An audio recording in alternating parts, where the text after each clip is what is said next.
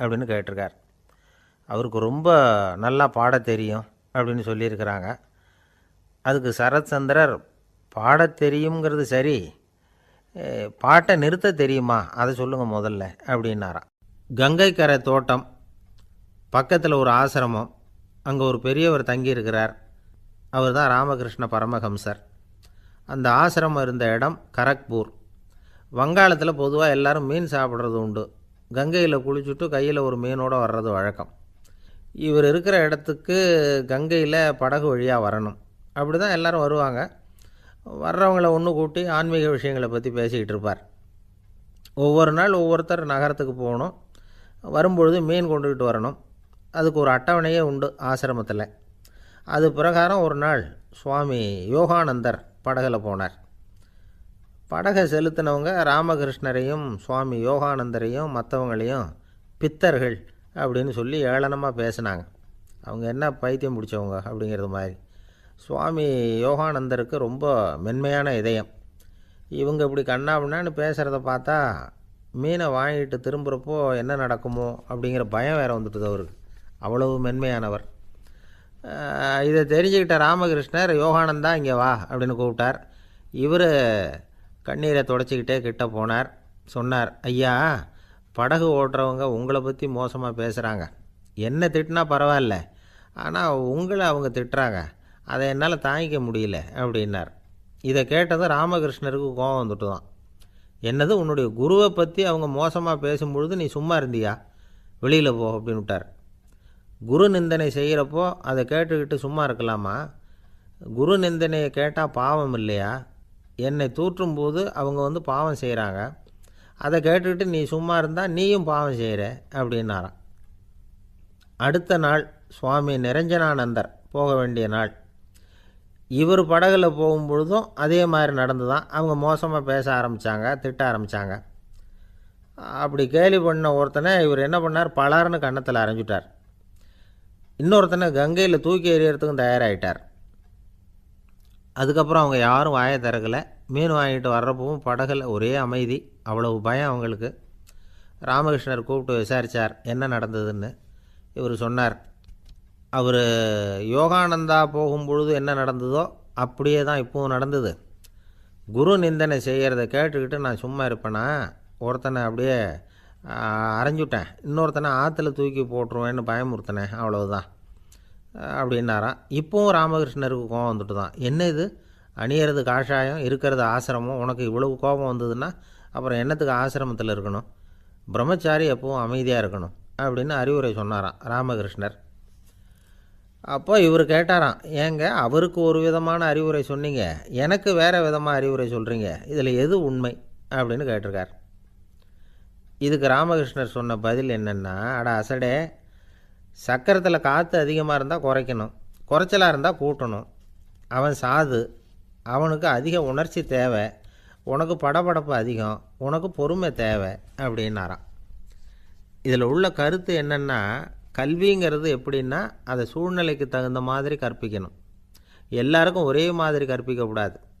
கேட்குறவர் தகுதி, புரிஞ்சுக்கிற திறமை, இதை பொறுத்து கல்வி அமையணும்.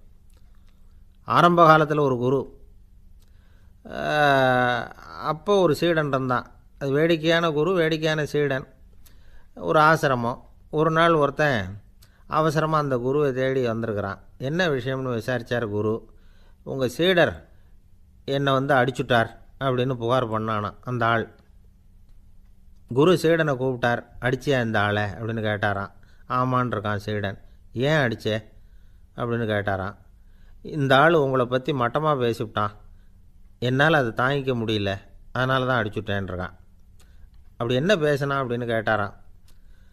உன்னுடைய குருநாதர் இப்போல்லாம் அர்த்தமில்லாமல் பேச ஆரம்பிச்சுட்டார் அப்படின்னு சொல்லிவிட்டான், அதனால தான் அடிச்சுட்டேன் அப்படின்னானா. அதுக்காக அடித்தே அப்படின்னாரான். நான் அதுக்காக அடிக்கலை குருவே, இப்போல்லாம் நீங்கள் அர்த்தமில்லாமல் பேசுகிறதாக அவன் சொல்கிறான், அப்படின்னா இதுவரைக்கும் நீங்கள் அர்த்தத்தோடு பேசினதாகத்தானே அர்த்தம், அது தப்பு தானே, அதனால தான் அடித்தேன் அப்படின்னானா. ஒரு பெரியவர் உட்கார்ந்துருக்கிறார். அவரை சுற்றி அவருடைய தோழர்கள் உட்காந்துருக்கிறாங்க. ஏதோ ஒரு முக்கியமான செய்தியை அவர் அவங்களுக்கு சொல்லிகிட்டு இருக்கிறார். அவங்களும் ஆர்வமாக கேட்டுக்கிட்டு இருக்கிறாங்க. இந்த சமயத்தில் யாரோ ஒரு ஆள் வேகமாக அங்கே வர்றார். வர்ற வேகத்திலேயே எனக்கு ஏதாவது உதவி செய்யுங்க அப்படின்னு கேட்டுக்கிட்டே வர்றார். கேட்குறது உதவி, ஆனால் குரல் மிரட்டுறது மாதிரி இருக்குது, அதட்டி கேட்குறது மாதிரி இருக்குது.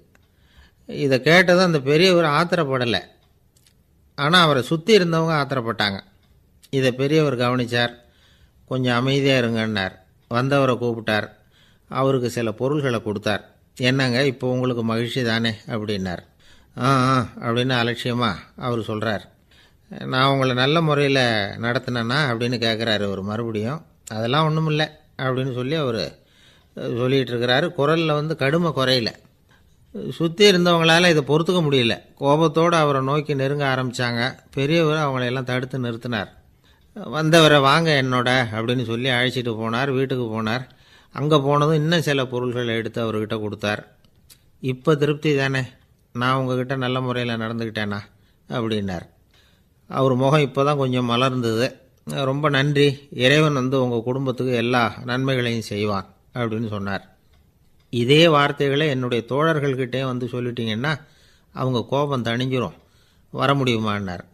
கண்டிப்பாக வர்றேன் அப்படின்னாரு. மறுநாள் காலையில் அந்த இடத்துக்கு வந்தார். அதே மாதிரி சொல்லிவிட்டு அவர் போயிட்டார். தோழர்கள்லாம் ரொம்ப வியப்போடு பெரியவரை பார்த்தாங்க. அந்த பெரியவர் தான் நபிகள் நாயகம். அவர் சொன்னார், ஒருத்தன் ரொம்ப ஆசையாக ஒரு ஒட்டகத்தை வளர்த்துக்கிட்டு வந்தான். ஒரு நாள் அந்த ஒட்டகம் கயத்தை அறுத்துக்கிட்டு ஓடி போயிட்டுது. அக்கம் பக்கத்தில் இருக்கிறவங்கெல்லாம் அந்த ஒட்டகத்தை பிடிக்கிறதுக்கு முயற்சி பண்ணாங்க. அதை துரத்திக்கிட்டு ஓடினாங்க.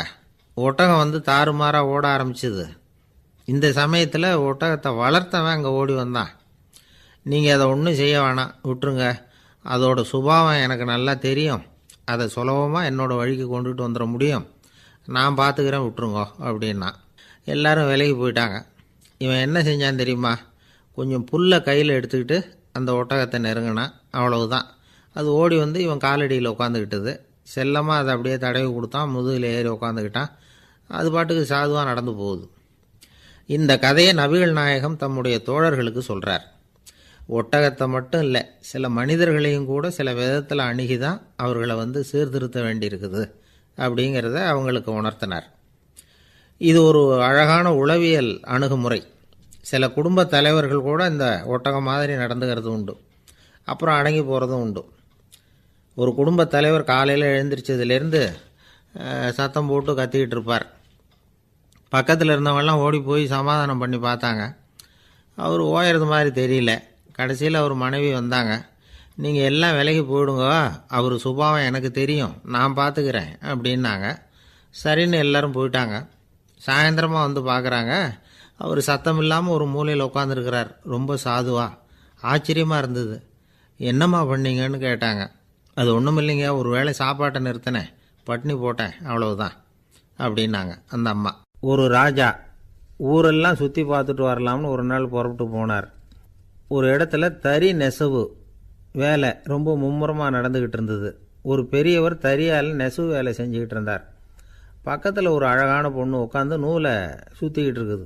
ராஜா அந்த பெரியவரை பார்த்து யார் இந்த பொண்ணுன்னு விசாரித்தார். ராஜா அப்படி கேட்டதும் அவருக்கு ரொம்ப பெருமையாக போயிட்டுது. ஏன்னா உட்காந்துருந்தது அவரோட மகள். அரசே, இது என்னுடைய மகள், இவ வேகமாக நூல் தெரிக்கக்கூடியவள், வைக்கோலை எடுத்து இவ தெரிச்சா கூட அது எல்லாம் பவுனிழையாக வெளியில் வரும் அப்படின்னு ஒரு ராசி இவளுக்கு அப்படின்னு ரொம்ப பெருமையாக ராஜா கிட்ட சொன்னார்.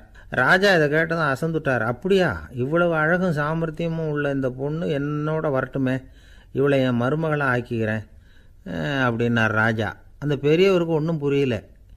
ஏதோ கொஞ்சம் பெருமையாக சொல்ல போவ அது இப்படி ஆயிட்டுதே அப்படின்னு கவலைப்பட்டார்.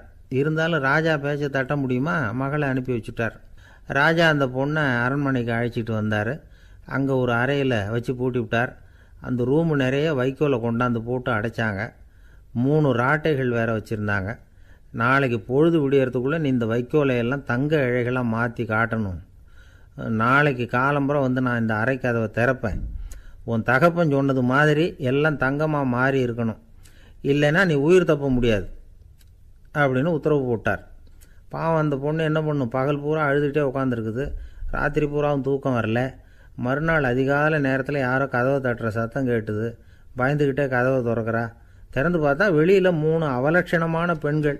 ஒருத்திக்கு கால் அகலமாக முறை மாதிரி இருக்குது, இன்னொருத்திக்கு கட்டை விரல் கரண்டி மாதிரி பெருசாக இருக்குது, மூணாவது பொண்ணுக்கு உதடு தடித்து ரப்பர் மாதிரி தொங்கிக்கிட்டு இருக்கு. யார் நீங்கள், உங்களுக்கு என்ன வேணும் அப்படின்னு கேட்குது இந்த பொண்ணு. நாங்கள் உங்களுக்கு உதவி செய்கிறதுக்கு தான் வந்திருக்குறோம் அப்படின்னு சொல்லி உள்ளே வந்தாங்க, உட்காந்தாங்க. கொஞ்ச நேரத்துக்குள்ளே உள்ளே இருந்த வைக்கோலையெல்லாம் தங்க இழைகளாக மாற்றி கொடுத்துட்டு போயிட்டாங்க. காலையில் ராஜா வந்தார், பார்த்தார், ஆகா பேஷுனார். இன்னும் கொஞ்சம் வைக்கோலை கொண்டாந்து அந்த ரூமில் போட சொன்னார்.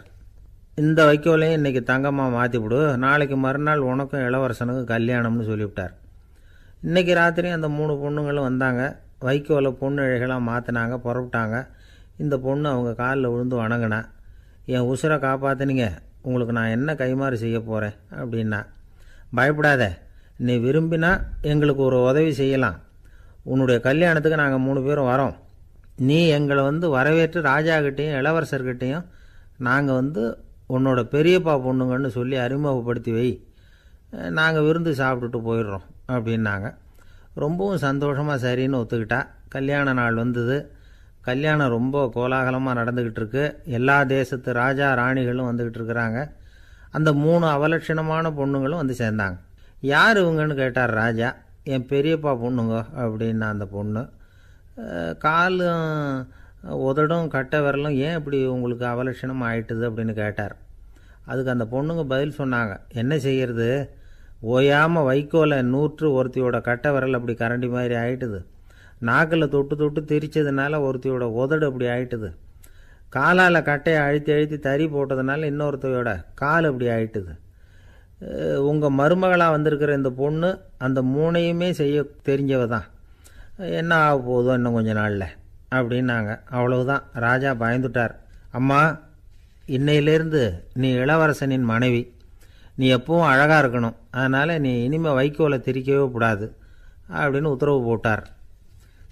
அவளை இக்கட்டான சூழ்நிலையிலிருந்து காப்பாற்றின அந்த 3 பொண்ணுங்களும் சந்தோஷமாக திரும்பி போயிட்டாங்களாம். சுவாமி சின்மயானந்தர் இந்த கதையை சொல்லியிருக்கிறார். தன்னலம் மறந்து சுயலாபத்தை தியாகம் செய்கிறது வைக்கோல்லிருந்து தங்க இழையை நூக்கிறது மாதிரி அப்படிங்கிறார் அவர். அது இருக்கட்டும், இப்போ நம்ம கதைக்கு வருவோம். ஒரு ராஜா தன்னோட மகனுக்கு சுயவரம் நடத்தினார். எல்லா தேசத்திலிருந்தும் ராஜகுமாரர்கள் வந்திருந்தாங்க. ராஜகுமாரியை கல்யாணம் பண்ணிக்கலாம்ங்கிற ஆசையில் சுயம்பர மண்டபத்திலேருந்து எல்லா ராஜகுமாரர்களும் அலறி அடிச்சுக்கிட்டு வெளியில் ஓடி வந்துக்கிட்டு இருக்கிறாங்களாம். ஏன் இப்படி எல்லாரும் மிரண்டு போய் ஓடி வர்றாங்கன்னு கேட்டார் ஒருத்தர். அதுக்கு இன்னொருத்தர் விவரம் சொன்னார். ராஜகுமாரியை இன்றைக்கி தான் அவங்க நேரில் பார்த்தாங்களாம், அதுதான் அப்படி ஓடி வந்துக்கிட்டு இருக்கிறாங்க அப்படின்னார். ஒரு தடவை நாரதர் ஒரு தெரு வழியாக போய்கிட்டு இருந்தார். வழியில் ஒருத்தர் வேத சாஸ்திரம்லாம் படிச்சுக்கிட்டு உட்காந்துருந்தார். அவர் நாரதரை பார்த்து எங்கே போயிட்டுருக்குறீங்கன்னு கேட்டார். கடவுளை பார்த்துட்டு வரலாம்னு போயிட்டுருக்கிறேன் அப்படின்னார் நாரதர். அப்படின்னா அவர்கிட்ட எனக்கு எப்போ முக்தி கிடைக்கும்னு கேட்டுட்டு வாங்களேன் அப்படின்னார் இவர். சரி, கேட்டு வரேன் அப்படின்னு சொல்லிவிட்டு நாரதர் நடந்தார். கொஞ்சம் தூரத்தில் ஒரு மரத்தடியில் ஒரு தொழிலாளி செருப்பு தைச்சிக்கிட்டு உட்காந்துருந்தார்.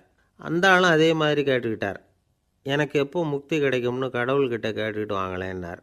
அவர்கிட்டையும் சரின்னு சொல்லிவிட்டு நாரதர் நேராக வைகுண்டத்துக்கு சேர்ந்தார். கடவுளை பார்த்தார். இவங்க 2 பேரும் சொல்லி அனுப்பின விஷயத்தை பற்றி கேட்டார். அதுக்கு கடவுள் சொன்னார், அந்த செருப்பு தைக்கிற தொழிலாளி உடல் நீத்ததும் உடனே என்னை அடைவான். ஆனால் அந்த சாஸ்திரம் படித்த ஆள் இப்போதைக்கு என்கிட்ட சேரமாட்டான். அவன் இன்னமும் பல பிறவிகள் எடுத்து அங்கேயே இருக்க வேண்டியிருக்குது. எப்போ இங்கே சேருவான்னு எனக்கே தெரியாது அப்படின்னார். நாரதருக்கு இதோட ரகசியம் என்னங்கிறது புரியல. எனக்கு ஒன்றும் புரியலையேன்னாரான் கடவுள்கிட்ட. சீக்கிரம் புரிஞ்சுக்குவேன், நீ திரும்பி போகிறப்போ நான் இங்கே வைகுண்டத்தில் என்ன செஞ்சுக்கிட்டு இருக்கேன்னு கேட்டால் ஒரு ஊசியின் துவாரத்தில் ஒரு யானையை கோத்துக்கிட்டு இருக்கிறேன்னு அவங்கக்கிட்ட சொல்லு அப்படின்னார் கடவுள் சிரிச்சுக்கிட்டே. நாரதர் பூமிக்கு திரும்பினார். கடவுளை பார்த்தீங்களா, எப்படி இருக்கார் அப்படின்னு விசாரித்தார் வேத சாஸ்திரம் படித்தவர். ஓ பகவானா, அவர் யானையை ஊசியின் காதில் நுழைச்சிக்கிட்டு இருக்கிறார் பார்த்தேன்னார் நாரதர். ஊசி காதில் யானையா, அது எப்படி முடியும்? நீங்கள் சொல்கிறத நான் நம்ப மாட்டேன்னு விட்டார் அவர். சரி, இந்த ஆளுக்கு இறைவன் பேரில் நம்பிக்கை இல்லை அப்படிங்கிறத நாரதர் புரிஞ்சுக்கிட்டார். அடுத்தபடியாக அந்த தொழிலாளி இருந்த இடத்துக்கு போனார். இறைவனை பார்த்தீங்களான்னு கேட்டார் அவர். பார்த்தேன், ஒரு ஊசி துவாரத்தில் யானையை கோத்துக்கிட்டு இருந்தார் அப்படின்னு சொல்லிவிட்டு நாரதர் அந்த ஆள் முகத்தை கவனித்தார். அந்த தொழிலாளி இதை கேட்டுட்டு கொஞ்சம் கூட ஆச்சரியப்படலை. அவரால் முடியாத காரியம் கூட உண்டானார். என்ன இப்படி சொல்கிற, ஊசியின் துவாரத்தில் யானையை கோக்க முடியும்னு நீ நம்புறியா அப்படின்னு கேட்டார் நாரதர். நிச்சயமாக நம்புகிறேன்னார் அவர். அது எப்படி அப்படின்னு கேட்டார் இவர். இதோ பாருங்கள், நான் இந்த ஆலமரத்தடியில் தான் தினமும் உட்காந்துருக்கிறேன். தினமும் இந்த மரத்திலிருந்து எவ்வளவோ பழம் கீழே விழுது. இந்த பழத்தில் இருக்கிற ஒவ்வொரு விதையிலேயும் உள்ள ஒரு ஆலமரம் இருக்குது. ஒரு சின்ன விதைக்குள்ள ஒரு பெரிய ஆலமரம் இருக்க முடியுங்கிறப்ப ஊசி துவாரத்தில் கடவுள் யானையை நுழைய வச்சாருங்கிறத ஒத்துக்கிறதுல என்ன கஷ்டம் இருக்குது அப்படின்னு ரொம்ப சர்வசாதாரணமாக பதில் சொன்னாராம் அந்த தொழிலாளி. நாரதர் யோசனை பண்ணார். இந்த தொழிலாளி வேத சாஸ்திரங்களையெல்லாம் படிக்கலைன்னா கூட அறிவுபூர்வமாக சிந்தித்து இறைவனை நம்புகிறான். அதனால தான் கடவுள் இந்த ஆளுக்கு சீக்கிரம் முக்தி கிடைக்கும்னு சொன்னார் அப்படிங்கிறத புரிஞ்சுக்கிட்டாராம். இந்த கதையில் வர்ற கடவுள், நாரதர், வைகுண்டம் இதெல்லாம் ஒரு பக்கம் இருக்கட்டும். ஒரு சின்ன விதைக்குள்ளே ஒரு பெரிய ஆலமரம் தூங்கிக்கிட்டு இருக்கு அப்படிங்கிற உண்மை, அந்தரத்தில் 1000 கிரகங்கள் சுற்றிக்கிட்டு இருக்குங்கிற உண்மை, இதெல்லாம் நாம் பார்த்துக்கிட்டு தானே இருக்கிறோம். இந்த உண்மைகள் அதிசயமாக நமக்கு தெரியறதுனால அதை நம்பாமல் இருந்துட முடியாது. இயற்கையை பரிபூர்ணமாக நம்புங்கள், அந்த நம்பிக்கையே நம்ம வாழ்க்கைக்கு ஆதாரம் அப்படிங்கிறத விளக்கறதுக்காக தான் இந்த கதை. இந்த காலத்தில் நம்ம பிள்ளைங்களுக்கெல்லாம் இது மாதிரி நம்பிக்கை அதிகமாகவே இருக்குது. ஒரு நாள் ஒரு சின்ன பையன்கிட்ட கேட்டேன், ஏன்பா கடவுள் ஒரு பானைக்குள்ளே ஒரு யானையை நுழைய வச்சுட்டாருன்னு சொன்னால் அதை நீ நம்புவியா அப்படின்னு கேட்டோம். நம்புவேன் சார், அது ஒன்றும் பெரிய அதிசயம் இல்லைன்னா. எப்படிறான்னு கேட்டோம். எப்படின்னா அந்த பானை அந்த யானையை விட பெருசாக இருந்திருக்கும், அவ்வளவுதான் அப்படின்னு சொல்கிறான். ஒரு ஊரில் ஒரு ராஜா இருந்தார். அவர் அடிக்கடி காட்டுக்கு வேட்டையாட போவார். சில நண்பர்களையும் கூட அழைச்சிக்கிட்டு போவார். காட்டுக்கு போனதும் ஆளுக்கு ஒரு பக்கமாக போய் வேட்டையாடுவாங்க. சாயந்தரமாக திரும்பி வருவாங்க. மறுநாள் அரண்மனையில் உட்காந்து ஒவ்வொருத்தரும் அவங்க அனுபவங்களை எல்லாம் சொல்லிக்குவாங்க. அவங்க வீரத்துக்கு தகுந்த மாதிரி பரிசை அந்த ராஜா கொடுப்பார். இது மாதிரி ஒரு தடவை எல்லாரும் வேட்டைக்கு போயிட்டு திரும்பி வந்ததும் உட்காந்து பேச ஆரம்பிச்சிருக்கிறாங்க. ஒருத்தன் சொன்னான், தன்னுடைய வீர தீர செயலை பற்றி அளக்க ஆரம்பிச்சிட்டான். ஏன்னா அதுக்கு பரிசு கிடைக்க போகுதில்ல, அதனால். அவன் என்ன சொன்னான் தெரியுமா? அரசே, நேற்றுக்கு காட்டில் என்னாச்சு தெரியுமா? எனக்கு நேராக ஒரு சிங்கம் வாயை திறந்துக்கிட்டு வந்துட்டுது. நான் பயப்படவே இல்லை. உடனே ஒரு கல்லை எடுத்து குறி பார்த்து வீசினேன். சிங்கத்து வாய்க்குள்ளே போய் அந்த கல் மாட்டிக்கிட்டுது. அவ்வளவுதான். அந்த சிங்கம் என்னை பார்த்துட்டு பயந்துட்டு ஒரே ஓட்டமாக திரும்பி ஓடி போயிட்டுது அப்படின்னா. ஆஹா பலே அப்படின்னு எல்லாரும் கை தட்டினாங்க. ரெண்டாவது ஆள் ஒருத்தன் எழுந்திரிச்சான். அவன் சொல்ல ஆரம்பித்தான், அரசே, நான் போன வழியில் 2 பெரிய மலைப்பாம்பு கிடந்தது. என்னை முழுங்கிறதுக்கு வந்தது. நான் என்ன பண்ணேன் தெரியுமா? அந்த 2 பாம்போட வாலையும் ஒன்றா சேர்த்து முடிச்சு போட்டுட்டேன். அவ்வளவுதான். அது அங்கே இழுக்க இது இங்கே இழுக்க முடிச்சு நல்லா இறுகி போட்டுது அப்படின்றான். ஆஹா அற்புதம்னு சொல்லி எல்லாரும் கை தட்டினாங்களாம். அடுத்தபடியாக 3வது ஆள் ஒருத்தன் வந்தான். அவன் சொல்ல ஆரம்பித்தான், மன்னா, நான் போன பாதையில் குறுக்க ஒரு ஆறு, அதில் இறங்கி குளித்தேன். யாரோ காலை பிடிச்சி இழுக்கிறது மாதிரி இருந்தது. திரும்பி பார்த்தா ஒரு பெரிய முதலை.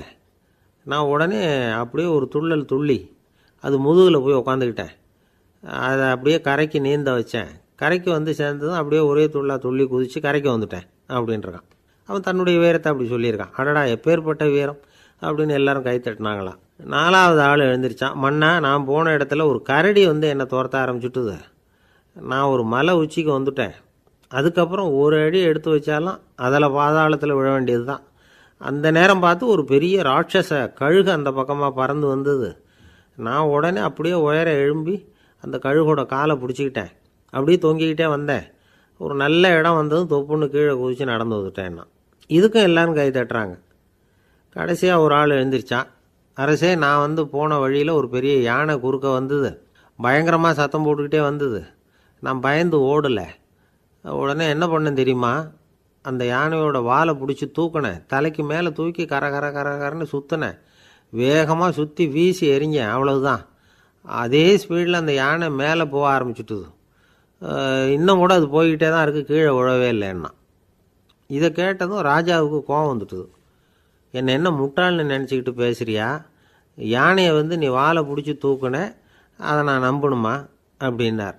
உடனே இவன் பணிவாக பதில் சொன்னான், அரசே, ஒரு சிங்கத்து வாயில் கல் மாட்டிக்கிட்டதை நம்புறீங்க, மலைப்பாம்பு வாலை பிடிச்சி முடிச்சு போட்டதை நம்புறீங்க, முதல்ல முதுகில் சவாரி பண்ணதையும் நம்புறீங்க, கழுகு காலை பிடிச்சிக்கிட்டு பறக்கிறதையும் நம்புறீங்க. அப்படி நம்புறப்போ நான் சொன்னதை மட்டும் நம்பக்கூடாதா அப்படின்னு கேட்டானான். பொய் சொன்னவங்கெல்லாம் தலையை தொங்க போட்டுக்கிட்டாங்களாம். ராஜா அவங்கள பார்த்து சொன்னாராம், நீங்கள் எல்லாரும் என்னை முட்டாளாக்கியிருக்கிறீங்க. கடைசியாக பேசின இவன் தான் எனக்கு உண்மை எது பொய் எதுங்கிறத புரிய வச்சிருக்கிறான். இவன் தான் உண்மையான தைரியசாலி அப்படின்னு சொல்லி அவனுக்கே பரிசெல்லாம் கொடுத்து பாராட்டினாராம். இப்படி ஒரு கதை. உண்மையை நிலைநாட்டுகிறவன் தான் உண்மையான வீரன் அப்படிங்கிறத இதிலிருந்து நாம் புரிஞ்சுக்கணும். இந்த காலத்துல எல்லாம் பொய் சொன்னால் தான் பிழைக்க முடியுங்கிறது ஒரு சில பேரோட நம்பிக்கை. ஒரு அப்பாவுக்கு தன் மகனுக்கு பொய் சொல்ல தெரியலையேங்கிற கவலை. பொய் சொன்னால் தான் இந்த உலகத்தில் பிழைக்கலாம், ஆனால் இவனுக்கு அது தெரியலையே, அதனால் இவனை அழைச்சிட்டு போய் நடுக்கடலில் விட்டுட்டு வந்துடுவோம் அப்படின்னு அழைச்சிட்டு புறப்பட்டான்.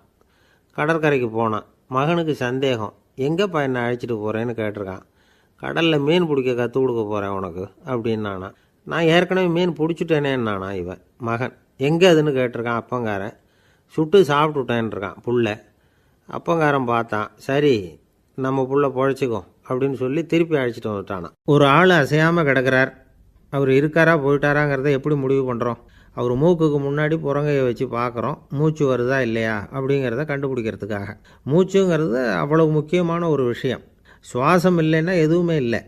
நம்ம பூமி இருக்க அது கூட சுவாசிக்குதுங்கிறத சோவியத் விஞ்ஞானிகள் கண்டுபிடிச்சிருக்கிறாங்க. பூமிக்கு மேலே இருக்கிற மண் அடுக்கில் காற்றில் உள்ள ஆக்சிஜன் ஆக்சிகரணம் அடையுது அப்படின்னு தான் இதுவரைக்கும் எல்லோரும் நம்பிக்கிட்டு இருந்தாங்க. ஆனால் இப்போ என்ன கண்டுபிடிச்சிருக்கிறாங்கன்னா, அந்த ஆக்சிஜன் பூமிக்குள்ளே 1 கிலோமீட்டர் ஆழம் வரைக்கும் ஊடுருவி போகுதான். பூமிக்குள்ளே 2 பக்கமும் பல கிலோமீட்டர் வரைக்கும் பரவுதான். பூமிக்குள்ளே இருக்கிற நீர்நிலை அடுக்குகள் தான் நுரையீரல் செய்கிற வேலையை செய்யுதான். நம்ம உடம்புல நுரையீரல் இல்லைன்னா ஒன்றும் நடக்காது. ஒரு மரத்தை தலைகீழாக தொங்க போட்டால் எப்படி இருக்கும்? அப்படி யோசிச்சு பாருங்கள். அப்படி தான் இதுவும், நுரையீரலும் அப்படி தான் இருக்கும். வலது பக்கம் ஒன்று, இடது பக்கம் ஒன்று. வலது பக்கம் நுரையீரல் கொஞ்சம் பெருசாக இருக்கும். நுட்பமான நரம்பு குழாய்கள் அதில் இருக்கும். கோடிக்கணக்கான நுண்ணிய குழாய்களை வச்சுக்கிட்டு தான் அது வேலை செய்யுது. 25 கோடி குழாய்கள் இருக்கும். அதை அப்படியே முழுசாக பிரித்து பரப்புனா ஒரு டென்னிஸ் கோர்ட்டில் பாதி பரப்பளவு இருக்குமா. நுரையீரல் நிறம் கருஞ்சிவப்பு தான். புகை அதிகமாக உள்ளே போச்சுன்னா அது கருப்பாயிடுது. காற்றுல உள்ள பிராணவாயுவை இது இழுத்து எடுத்துக்கிட்டு ரத்தத்தை சுத்தப்படுத்துகிற முக்கியமான வேலையை இது செய்யுது. அசுத்த காற்றை வெளியில் அனுப்பி வச்சுருது. ஒருத்தர் வேகமாக ஓடி வரார், அவருக்கு மூச்சு இறைக்கும். பயங்கரமாக எதையாவது பார்த்து விடுறார், உடனே மூர்ச்சை ஆகிடுவார். இது மாதிரி சமயங்களில் வேறு எந்த தூண்டுதலும் இல்லாமல் நுரையீரல் தானாகவே இயங்கும். இப்படி ஒரு அவசியம் ஏற்படுறப்போ இயக்கத்தை தூண்டி விடுற முக்கியமான இணைப்பு மூளைக்கு கீழே முதுகு எலும்புக்கு மேற்பகுதியில் இருக்குது. அது உடனே சுவாசத்துக்கு அவசர உதவியை கொடுக்குது. இப்போ ஒருத்தர் பேசாமல் உட்காந்துருக்கார். இந்த சமயத்தில் அவருக்கு 1 பங்கு காற்று தேவைப்படுதுன்னு வச்சுக்கோங்க. அவர் எழுந்திரிச்சு நடக்கும் பொழுது 1.5 மடங்கு தேவைப்படும். ஓடினார்னா 3 மடங்கு தேவைப்படும். படுத்துருக்கிறப்ப 1/2 மடங்கு தான் தேவைப்படும். இதுக்கு நிமிஷத்துக்கு 16 தடவை மூச்சு விட்டாகணும். இப்படி சாதாரணமாக உள்ளே இழுக்கிற காற்று கொஞ்சம்தான் இருந்தாலும் இது மாதிரி 8 மடங்கு காற்றை உள்ளே இழுத்து வச்சுக்கிற சாமர்த்தியம் நுரையீரலுக்கு இருக்குதான். தண்ணி, நுண்கிருமிகள், ரசாயன பொருள் இப்படி எது உள்ளே போனாலும் நுரையீரல் சமாளிச்சுக்கும். 30 வருஷமாக விடாத புகை பிடிக்கிறவர் தொடர்ந்து உள்ளே அனுப்பி வைக்கிற புகையை கூட சமாளிக்குதுன்னா பார்த்துங்களேன். உள்ளே போகிற புகை நுட்பமான சுவாச முடிச்சுகளை அழிச்சு விடுது. கறி புகை அது மேலே படிஞ்சு உபயோகம் இல்லாமல் பண்ணிவிடுது. ஆனாலும் தேவைக்கு அதிகமாக 8 மடங்கு கூடுதலாக சுவாச முடிச்சுகள் நம்ம உடம்புக்குள்ளே இருக்கிறதுனால சமாளிக்க முடியுது. சமாளிக்க முடியலன்னா சில சமயம் மூச்சு திணறும். அதை ஒரு எச்சரிக்கையாக எடுத்துக்கிட்டு புகை பிடிக்கிற பழக்கத்தை விட்டுடணும். அதுதான் நல்லது. ஆனால் அப்படி யார் விடுறது? இணை பிரியாத 2 நண்பர்கள் இருந்தாங்களாம். 2 பேரும் விடாமல் சிகரெட்டு குடிக்கிறவங்க. அதில் ஒருத்தன் செத்து போட்டான். இன்னொருத்தன் அதுக்கப்புறம் 2 சிகரெட்டாக குடிக்க ஆரம்பித்தானா. ஏன் இப்படி பண்ணுறேன்னு கேட்டிருக்காங்க. நான் ஒரு சிகரெட்டு தான் குடிக்கிறேன், செத்து போன என்னுடைய ஃப்ரெண்டு இருக்கானே செத்து போனவன், அவனுக்காக இன்னொரு சிகரெட்டு குடிக்கிறேன் அப்படின்னு நானா. இது ரொம்ப ஆபத்து, விட்டுடு அப்படின்னு சொல்லியிருக்காங்க. சரின்னு ஒத்துக்கிட்டான். ஆனால் அதுக்கப்புறமும் ஒரு சிகரெட் வீதமாக குடிச்சிக்கிட்டே இருந்தான். சிகரெட்டு பழக்கத்தை நீ இன்னும் விடலையான்னு கேட்டாங்களாம். அந்த பழக்கத்தை நான் எப்போவோ விட்டுட்டேன், இப்போ நான் குடிக்கிறது என் ஃப்ரெண்டுக்காக அப்படின்னு நானா. இவங்கெல்லாம் எப்படி திருந்துறது? என்னை விட யோக்கியம் இந்த உலகத்தில் வேறு யாரும் இல்லை சார் அப்படின்னார் ஒருத்தர். அவரை விட அயோக்கியன் வேறு யாரும் இருக்க முடியாதுங்கிற முடிவுக்கு கேட்டவங்க வந்துட்டாங்களாம். மனுஷனுக்கு இருக்கிற ஒரு மிகப்பெரிய குறையே தன்கிட்ட இருக்கிற குறை அவனுக்கு தெரியாமல் போகிறது தான். ஆனால் அடுத்தவங்ககிட்ட இருக்கிற குறை அவனுக்கு தெளிவாக தெரிஞ்சிடும். ஒரு ஒட்டகம் ஒரு கொக்கை பார்த்து ஒரு கேள்வி கேட்டுதான். என்ன கேள்வி தெரியுமா? உன் கழுத்து ஏன் இப்படி வளைஞ்சி போயிருக்குது அப்படின்னு கேட்டிருக்கு. இதுக்கு உடம்பே வளைச்சல். இது போய் கொக்கை கிண்டல் பண்ணுது. இன்றைக்கி மனித சுபாவமும் கிட்டத்தட்ட இப்படி தான் இருக்குது. இந்த உலகத்தில் குறையில்லாத மனிதர்கள் யாரும் கிடையாது, நாம் உள்பட அப்படிங்கிறத முதல்ல நாம் நல்லா புரிஞ்சுக்கணும். ஒரு ஊரில் ஒரு விற்பனை நிலையம் இருந்தது. செல்ல பிராணிகளை விற்பனை செய்கிற நிலையம் அது. நாய், கிளி, பூனை இப்படி நிறைய வச்சு விற்பனை பண்ணிகிட்டு இருக்கிறாங்க. நாய்க்குட்டி விற்பனை செய்கிற பகுதியில் ஒரு சிறுவன் நின்றுக்கிட்டு இருந்தான். விற்பனை செய்கிற ஆளுகிட்ட விலை கேட்டுக்கிட்டு இருந்தான். அதோ இருக்குதே அந்த நாய்க்குட்டி என்ன விலை அப்படின்னு கேட்டானான். 1000 ரூபா அப்படின்னாரான்.